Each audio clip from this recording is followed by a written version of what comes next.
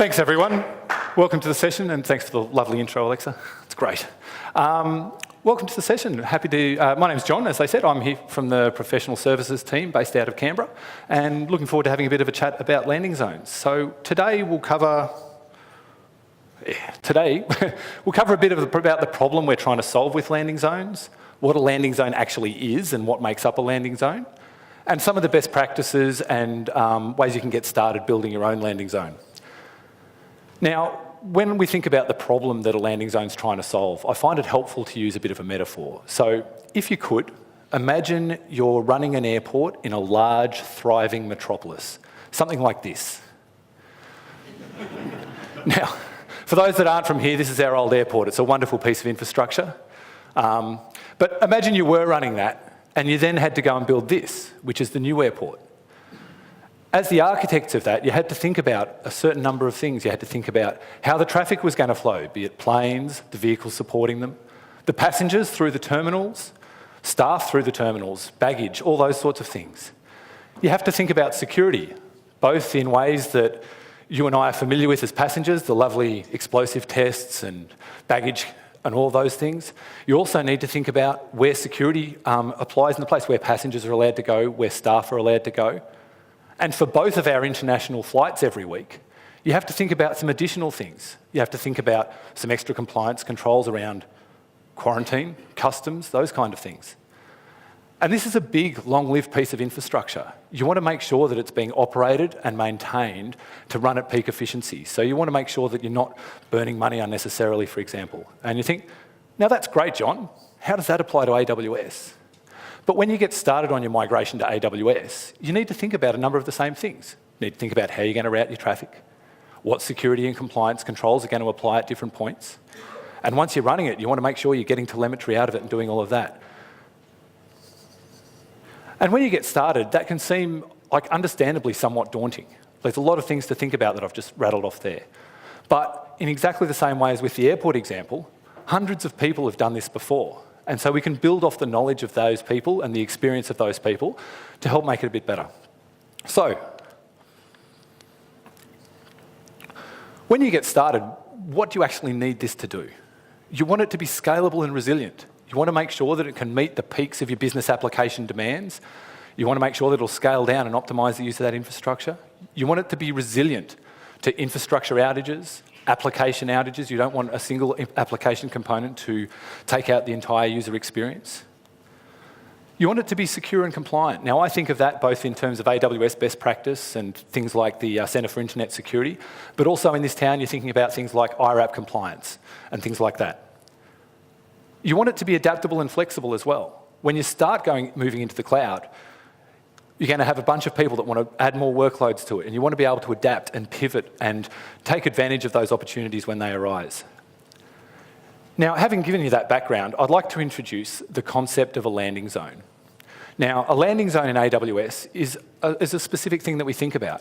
It starts as a multi-account AWS environment based on a number of our best practices. Now, the first question I get asked is, why multi-account? There's a few reasons that we say that.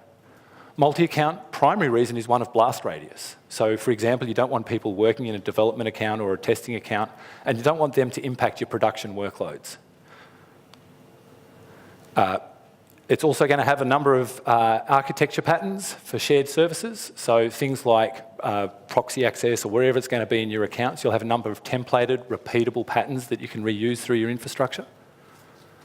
And it's also going to have an adaptable foundation. So you'll have a security baseline that you want to apply, and you want to have a number of governance guardrails. The way I like to think about this is to make the right thing to do for our staff the easy thing to do. So keep those guardrails in place and make sure that whatever they're doing, they're in compliant with what we want them to do. And I'm not saying this just as a cloud architect who likes to cut code and commit into Git, but you want this stuff in code. You want it version controlled. You want it automated. That's the way that we get a repeatable and reliable infrastructure. So when we want to build a landing zone, how do we go about doing this? When we start, the first thing we want to know is about what our business is actually trying to do. Now, that doesn't mean jam on the handbrake, stop everything and do a bunch of requirements analysis and get stuck in a bit of paralysis. That's not that at all. But the first outcomes your business is trying to achieve, they will influence the design decisions that you'll make as you get started. So you want just enough information to get going. I've already talked about why you're going to need multiple accounts, but that'll be one of the first things you do. After that, in the networking space, we need to think about things like connecting our on-premises environment to our cloud environment. How are those core services that we're providing are going to be consumed by other accounts and other services? We also need to think about things like DNS and domain name registration. And from a security point of view, both I've mentioned IRAP and those sorts of things, but we also want to think about centralized logging. How are we going to manage our configuration drift? And our operating system images. When we create these operating system images, we want them to be appropriately secure for the environment. Identity and access management, this will be concepts that are familiar to most of you, but put simply, we need to know who's going to be in the environment, what access they're going to have in the environment, and if we have an existing investment in an identity solution, can we reuse that? Can we leverage that via federation? And once we've built all of this, we want to get some people in and using it. We want people deploying applications. So what's that experience going to be like for our users? We'll want them to have some kind of service catalog, some kind of experience that makes it a low friction way for them to deploy applications and reuse the templates we're providing them. That automation is critical not only for a seamless user experience, but it also allows our teams to scale. Without that, we have too many manual steps and we just can't do that. And obviously, it's got to be automated. And then we've built this great thing. It's got customers deploying apps into it. This is great. What do we do next? There's three key things that I think of in this space. We want to migrate other applications into it. We want to make use of the capabilities of this new infrastructure that we have. We want to iterate. We're going to be learning things as we go. We want to continually improve on that. And we also want to operate, like keep the lights on for what we have today, and also take advantage of the ways that you can optimize that spend and optimize that infrastructure in the cloud. So now I'd like to dive a bit deeper into each of those components.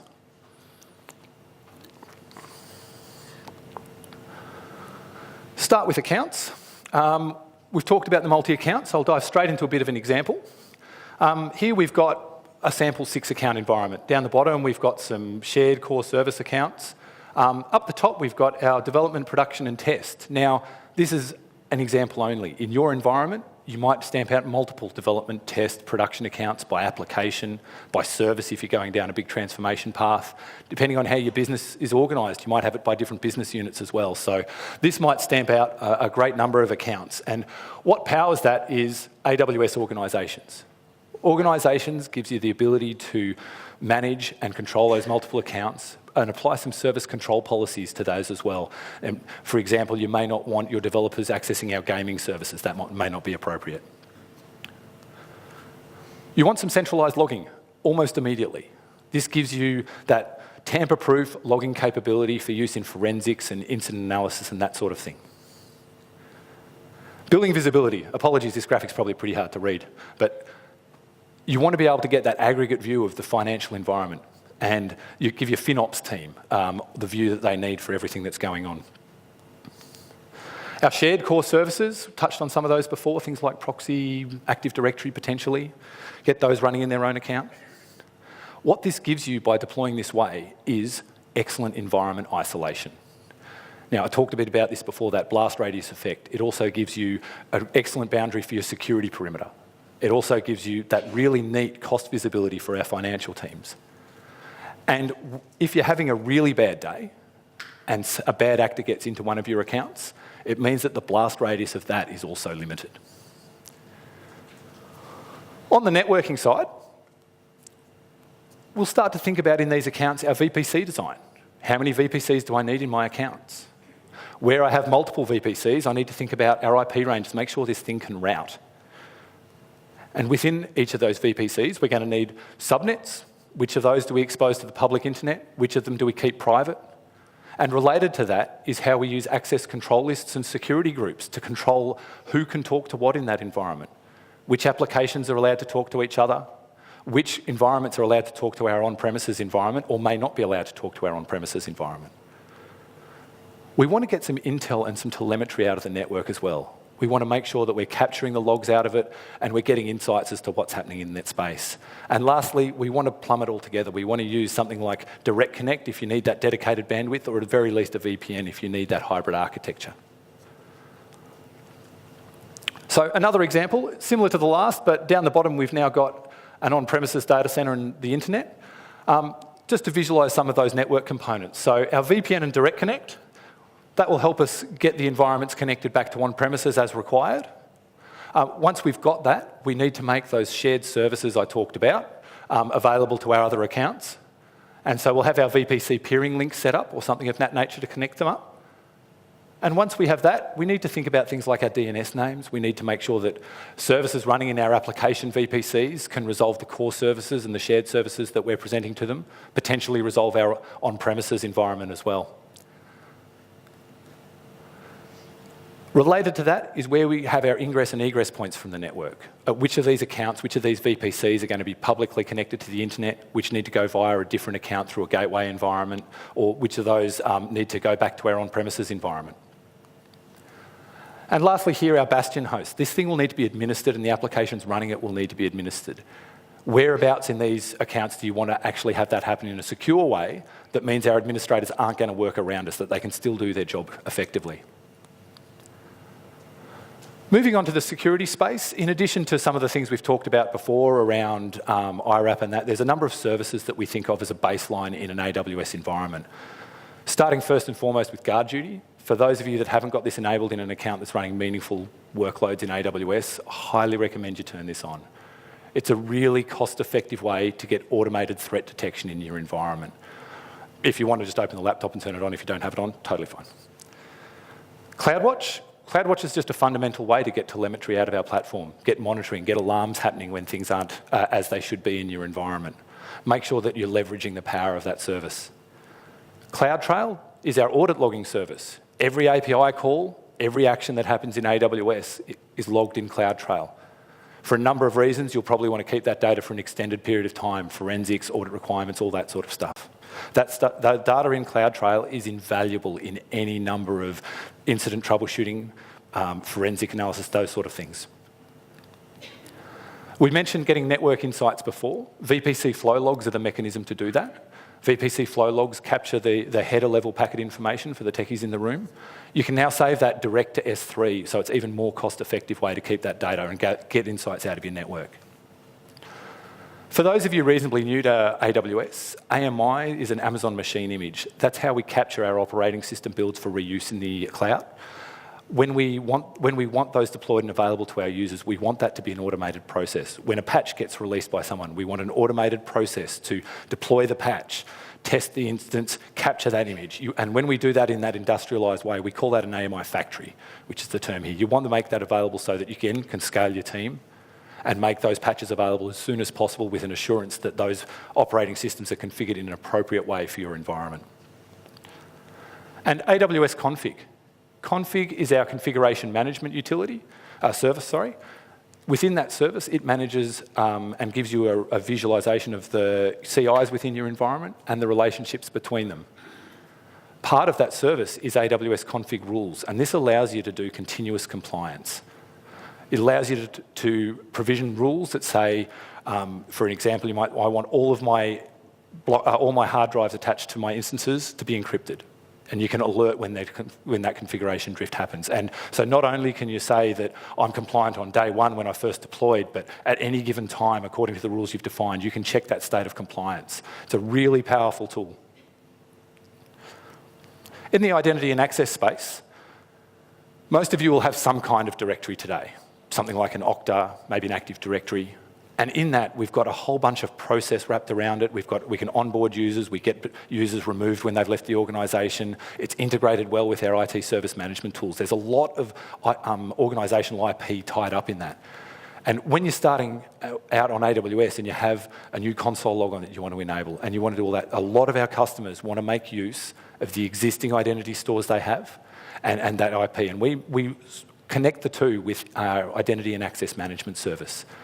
Visualizing this will help with another example, I think. So if we think about an Active Directory, we have an Active Directory on premises. It's got all the good things like users, groups, roles, really well-managed permissions. I'm sure all of you have really well-managed permissions in Active Directory. We've got that identity store. We've got our users using the browser there. You're going to deploy a landing zone, so you're going to have a multiple account environment. And we would like to make sure that we adhere to things like the principle of least privilege. Make sure that we have an appropriate level of access for each of our users as they access the environment. And we do that using a concept of IAM roles. Now, with an IAM role, you can say a developer, when they log on to the AWS environment, if they access an account that is a development account, you want them to have the freedom to innovate. You want them to have the freedom to experiment and try out new services and deliver value for your business. But if they log onto a production account, you might have a different view of the world. It might be that they only get read-only access because they've provisioned amazing pipelines that do everything via automation, so they have no need to tinker with it. Now, our cloud user experience, getting people in, deploying these templates, deploying these environments. An example, we do that with AWS Service Catalog. We have our administrators and our consumers, and we have the service catalog between them with a portfolio of products that we make available to them. So our administrators define organisational best practice templates that they make available to the business. Our consumers, they browse these products. They might want, say, a LAMP stack, or I need a Windows and IIS stack. It might be something as trivial as just an S3 bucket. But what they can do is they can browse those products, they can select a version, they can enter some parameters, and when they submit that, our trusted automation in Service Catalog via CloudFormation and other automation, that will deploy those products and give that to them automatically and notify our administrators and notify our cloud consumers and tell them where those resources are. Now, when we're thinking about what's next, I touched on some of this earlier. We want to iterate on this environment. AWS's pace of innovation, like last year we had over 1,400 new services and features released.